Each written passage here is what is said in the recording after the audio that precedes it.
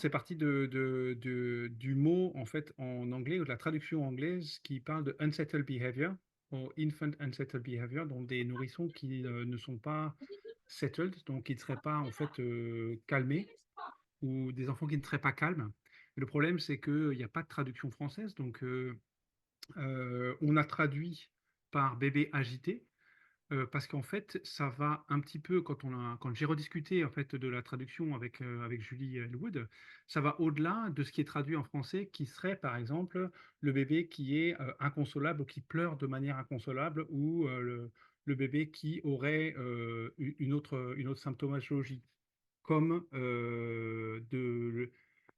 de l'hypertonie, du plan postérieur, des poings serrés, et il y a tout un tas de symptômes comme ça qui sont décrits pour décrire l'état du bébé agité, comme un bébé qui a un visage un peu rouge, ou qui ramène des poings des genoux à sa poitrine, qui a les poings serrés, qui est en hyperextension du plan postérieur, qui est congestionné,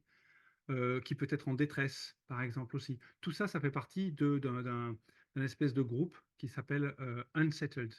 donc qui n'est pas encore arrivé dans son corps, ou quelque chose qui fait que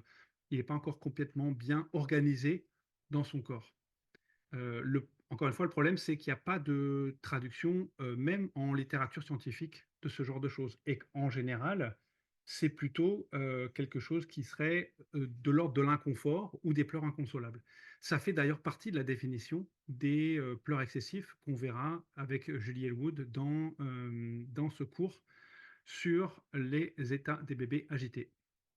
Alors aussi, ce qu'il faut savoir, c'est qu'un bébé agité, la traduction qu'on a donnée de bébé agité, ça n'a pas de rapport avec le syndrome des bébés secoués, qu'on verra aussi effectivement, hein, et qui a là une traduction en littérature où, en général, ce sont des bébés ou des nourrissons qui sont traumatisés par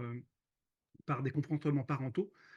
qui sont excessifs, hein, et là où effectivement l'enfant est secoué. Ça peut être une des caractéristiques ou une des conséquences d'un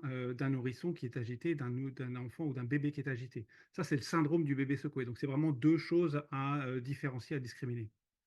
Et donc, si vous voulez en savoir plus,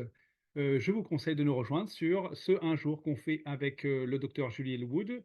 sur les pleurs inconsolables et inconfort du bébé, la place des troubles digestifs, donc les